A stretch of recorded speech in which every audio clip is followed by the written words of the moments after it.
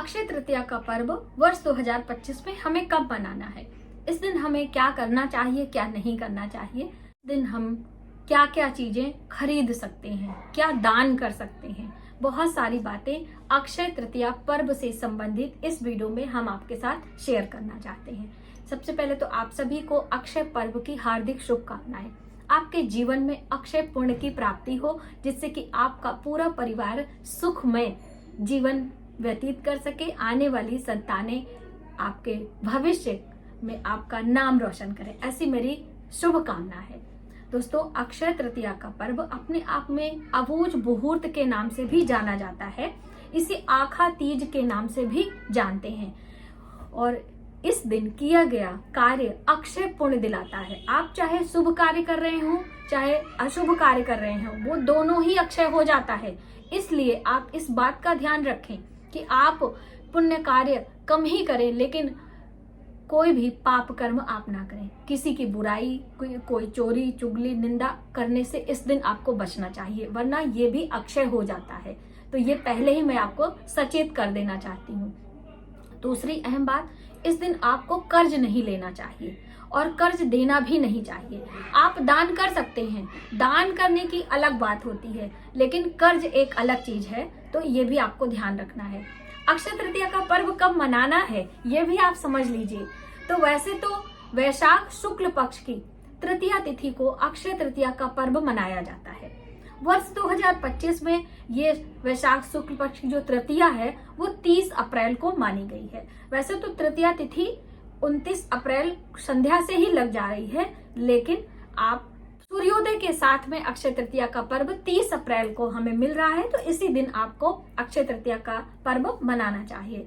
अब देखिए, पहला प्रश्न आता है, क्या हमें इस दिन व्रत उपवास करना चाहिए अथवा नहीं?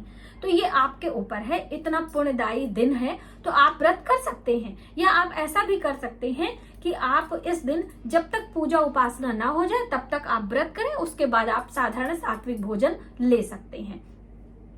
इस दिन माता लक्ष्मी, भगवान विष्णु की पूजा करते हुए अपने घर में रखे हुए जो आपके स्वर्ण हैं, सोने के चीजें हैं, वो जरूर पूजा में रखें। अपने घर के सोना जो भी है आप उसे गंगा जल से छींटा लगाकर हल्दी कुमकुम का तिलक अवश्य लगाएं। ऐसा करने से भी उनमें अक्षय बढ़ोतरी होती है। धीरे धीरे दिन दूना रात चौगनी उसमें बढ़ोतरियां होती रहती हैं। वैसे तो आप इस दिन बहुमूल्य वस्तुएं खरीदें, सोना चांदी, आप मकान खरीद सकते हैं, आप अन्य चीजें जैसे कि गृह प्रवेश वगैरह करने के लिए भी अबूझ मुहूर्त जाना जाता है।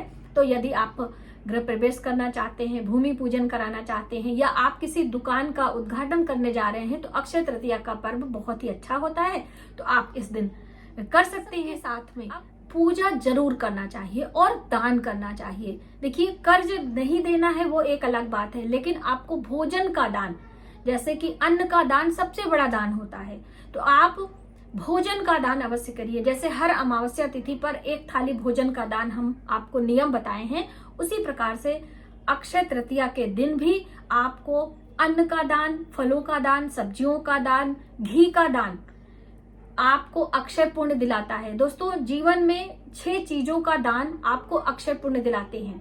अनाज का दान तो है ही, उसके साथ में और भी क्या क्या चीजें दान कर सकते हैं जिससे आपके पुण्यों में बढ़ोतरी हो। झाड़ू का दान दोस्तों बहुत ही शुभ होता है। झाड़ू दान करने का समय ब्रह्म मुहूर्त का होता है, बिना सूर्य उदय के। तो आप झाड़ू पहले से खरीद के रखें और सूर्य उदय से पहले झाड़ू दान करके आए। माचिस का दान, जैसे कि अभी मंगल का साल चल रहा है, 2025 मंगल का साल माना जा रहा है, और अभी मंगल का राशि परिवर्तन, ग्रह गोचर भी आने वाला है, शनि का राशि परिवर्तन हो ही गया है। तो आप ऐसे में माचिस बॉक्स जो होती है जिससे हम आग लगाते हैं, वो दान आप करके आए। मंदिर में देवी देवताओं की शरण में हम जो चीज देते हैं वो भी अक्षय पुण्य वाली हो जाती है। तो झाड़ू का दान, माचिस का दान, आसन का दान, किसी भी को आसन आप देते हैं तो ईश्वर की कृपा आपके ऊपर आती है। आपके जीवन में आरामदायक चीजें आपको मिलती हैं, जिसे कंफर्ट बोलते हैं ना। जब हम अपने कंफर्ट से बाहर निकलते हैं तभी हमें कोई चीजें हासिल होती हैं। आप रेगुलर कोई भी काम कर रहे हैं तो उसमें उतनी ज्यादा आपको मेहनत करने की जरूरत नहीं होती, लेकिन आप अपने कंफर्ट जोन से निकलकर कुछ अलग से मेहनत करते हैं, कुछ एक्स्ट्रा एफर्ट लगाते हैं, तभी आपको जीवन में सफलता मिलती है। तो ऐसी सफलता के लिए आपको आसन का दान, आसन चटाई का दान हो गया, या फिर आप चेयर, कुर्सी, पूजा पाठ करने वाला जो होता है मैट, वो भी, मतलब किसी भी प्रकार का आसन आप दान कर सकते हैं। दूसरा, मंदिरों में जो ऐसे आपने देखा होगा देवी देवताओं के ऊपर छत्र लगा रहता है, उसका भी दान बहुत महत्व रखता है। तो देखिए, वो दान तो सभी के लिए संभव नहीं है, तो आप चांदनी का दान कर सकते हैं। पूजा पाठ में आपने देखा होगा एक कपड़े का होता है, उसमें बहुत सारे फ्रिल लगे होते हैं, ऐसे लट्टू लगे होते हैं, जिसे चांदनी के नाम से मार्केट में मिलता है। तो ये चांदनी का भी दान आप कर सकते हैं। या फूलों का भी छत्र बनता है, जो फुलेरा बनाया जाता है भगवान शिव की पूजा में हरतालिका तीज पर, वो फुलेरा आप स्वयं से बनाकर मंदिर में ले जाकर दान कर सकते हैं। ठीक है, आपको देखिए जानकारी होनी चाहिए। इस अक्षय तृतीया नहीं, अगले अक्षय तृतीया पर आप कर सकते हैं। कुछ न कुछ जानकारी होने पर हम प्रयास अवश्य करते हैं, इसलिए बताना हमारा काम है। घी का दान, घी समृद्धि का कारक मानी जाती है। देखिए, घी वही आदमी इस्तेमाल कर सकता है जिसका अच्छे से घर चलता हो, जिसके घर में सुख समृद्धि हो, जिसके घर में 2 वक्त की रोटी आए। रोटियां सब खाते हैं, लेकिन घी लगा के ज्यादा लोग नहीं खा पाते हैं। कारण उसका कोई बीमारी आपको हो, कारण उसका कि आपका बजट ही ना हो। इसलिए घी का दान करना भी हमारे जीवन में खुशियां लेकर आता है, माता लक्ष्मी की कृपा दिलाता है। तो घी का दान हो या फिर नमक का दान हो, इन सब चीजों का दान अकेले नहीं करना चाहिए। और दान करने का जगह क्या होना चाहिए? किसी भंडारे में, कहीं पे भंडारा हो रहा है, जैसे कि गुरुद्वारे वगैरह में अक्सर भंडारे होते रहते हैं, तो वहां पर आप 1 पैकेट 2 पैकेट घी, उसके साथ में कुछ सब्जी या फिर कोई अनाज, नमक भी इसी तरह से आप ले सकते हैं। तो आप उसके साथ कोई अनाज, कोई सब्जी, थोड़ा ही सब्जी सही, लेकिन सिंगल नमक या सिंगल घी का दान नहीं करते हैं।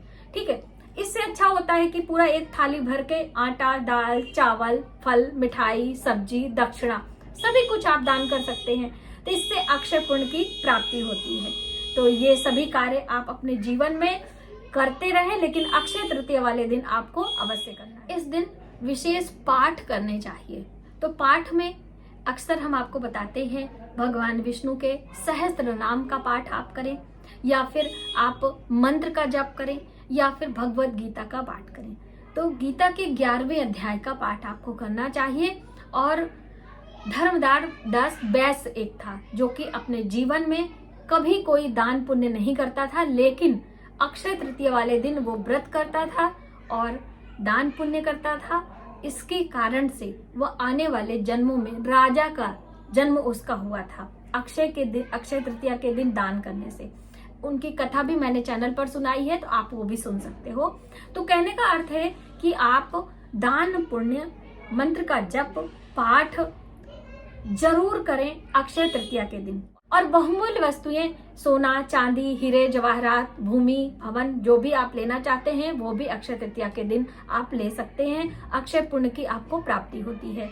और दान भी आपको करना है, कर्ज नहीं देना है। एक काम आपको अवश्य करना है, इस दिन अपने घर में अखंड दीप अवश्य लगाना है। देखिए, दीप दान अंधेरे में प्रकाश का दान होता है, ये भी पुण्य के अंतर्गत आता है। तो आप अपने घर में कहीं भी, ईशान कोण में, पूजा मंदिर में, आग्नेय कोण में, एक फूलों का आसन, चावल का आसन देकर एक पात्र में घी भरें, उसमें तिल का तेल भी आप डाल सकते हैं, रुई की बाती लगाकर उसमें 1 हरी इलायची डालकर वो दीप प्रज्वलित करना है। संध्या को ही आपको कर देना। जैसे अक्सर हम बताते हैं कि रात्रि 11:30 बजे के बाद आप सोने जा रहे हो, एकादशी पर है, तब आप करेंगे, लेकिन ये दिया संध्या के समय सूर्यास्त के साथ में आपको इसे लगा देना है और पूरी रात्रि जलेगी। इससे भी आपके जीवन में प्रकाश फैलता है। तो आप इनमें से कुछ न कुछ कार्य अवश्य करिएगा अक्षय तृतीया वाले दिन।